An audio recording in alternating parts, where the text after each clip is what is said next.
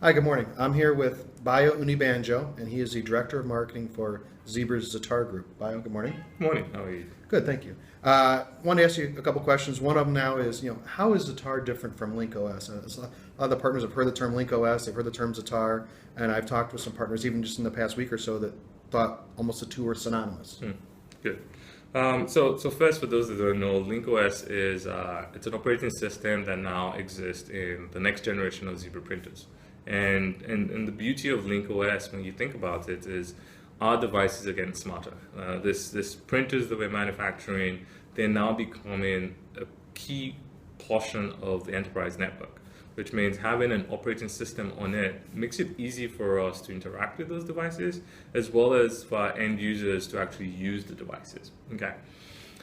Now, the primary difference between a LinkOS and a platform like Zatar, and there are multiple platforms like Zatar out there, they're all classified as internet application enablement platforms. Okay, so IoT application enablement platforms.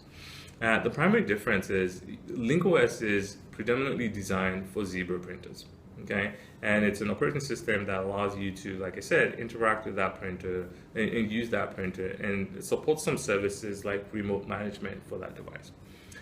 Zatar, on the other hand, is an application enablement platform that's really focused on saying, listen, I'm going to take a device, any type of device, so it doesn't have to be a Zebra printer, and I'm going to provide the right secured protocol and libraries to allow that device connect into the internet.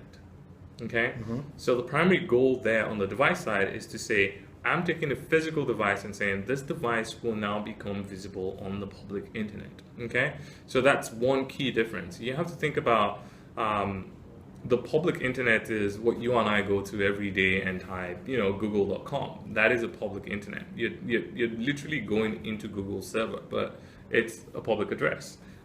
In the LinkOS world, it's really still a private network. Okay, which means you have to grant me access to be able to see what's going on with that printer. Okay, Zatar is a public cloud platform, so that's the first step. The second thing Zatar does is we create what we call an avatar, which is a virtual representation of that device. So if you think of the printer itself as a physical device, we create a virtual copy of that device in the cloud.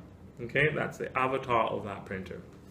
And the value of that is, once you have the avatar in the cloud, we open up an API that allows applications to interact with that printer, right? So the API is the application programming interface, and basically what it means is now any third party, like our partners, can write their own application that allows them to now interact with that printer.